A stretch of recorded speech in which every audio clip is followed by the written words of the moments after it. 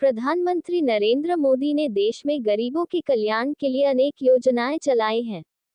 इन योजनाओं के प्रति आमजन में जागरूकता फैलाने और जो लोग इन योजनाओं का लाभ लेने से वंचित रह गए हैं उन तक सेवाओं व सुविधाओं को पहुंचाने के लिए जिला में मोदी की गारंटी वाली 4 वैन विकसित भारत संकल्प यात्रा की कमान संभाले हुए हैं और यात्रा का नेतृत्व कर रही हैं।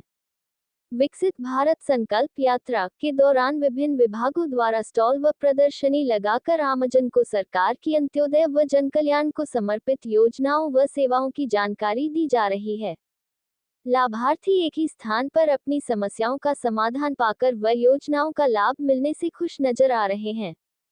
हरियाणा परिवार पहचान पत्र के स्टेट कोऑर्डिनेटर डॉक्टर सतीश खोला ने बुधवार को रेवाड़ी विधानसभा के गांव लाधुवास गुर्जर और कौंसीवास में यात्रा का गर्मजोशी से स्वागत करने उपरांत उपस्थित लोगों से सीधा संवाद किया और उन्हें सरकार की योजनाओं का लाभ उठाने के लिए जागरूक एवं प्रेरित किया।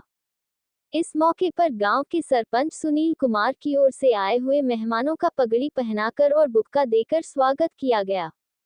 पीपीपी स्टेट कोऑर्डिनेटर सतीश खोला ने कहा कि प्रधानमंत्री नरेंद्र मोदी ने हर घर सरकारी योजनाएं पहुंचाने के लिए विकसित भारत संकल्प यात्रा के रूप में बड़ी पहल की है। विकसित भारत संकल्प यात्रा के दौरान अंतिम व वंचित व्यक्ति सरकार की अंत्योदय योजनाओं का लाभ उठा रहे हैं।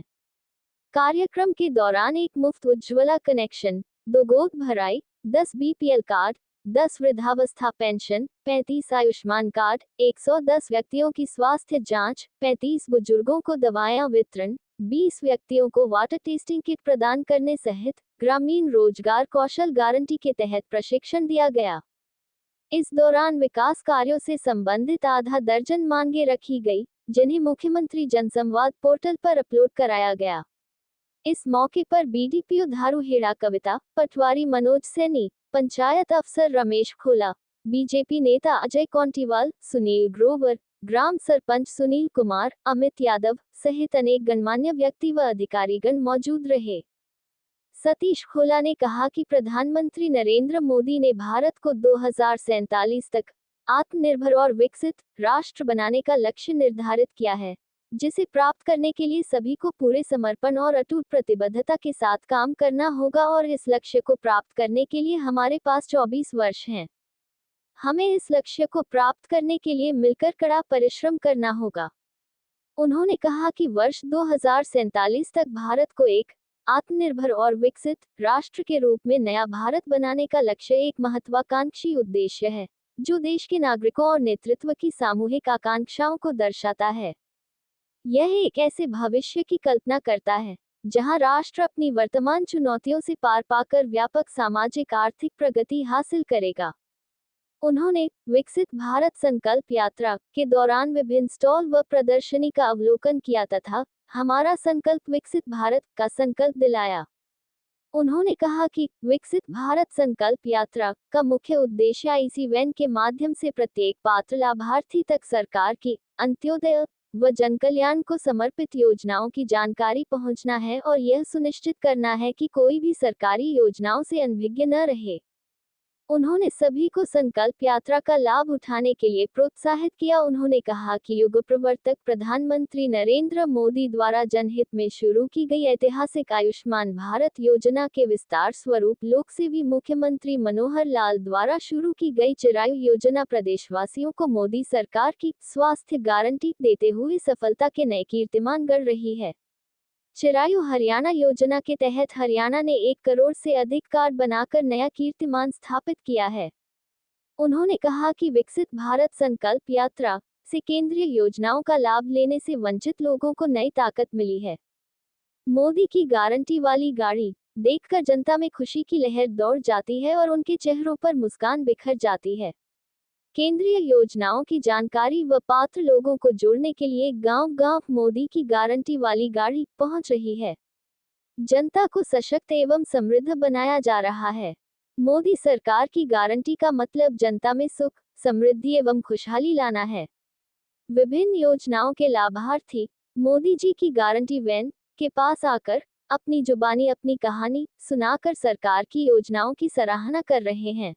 मैं सुनील सरपंच ग्राम कौंसीवास से मैं सबसे पहले तो आपके दर्शकों को शुभकामनाएं व बधाई देता हूं। आज मेरे गांव में विकसित भारत यात्रा का प्रोग्राम था, जिसमें ग्रामवासियों ने लोगों ने बैठ के काफ़ी सरकार की योजनाओं का लाभ लिया है और सरकार की योजनाओं के बारे में जानकारी ली।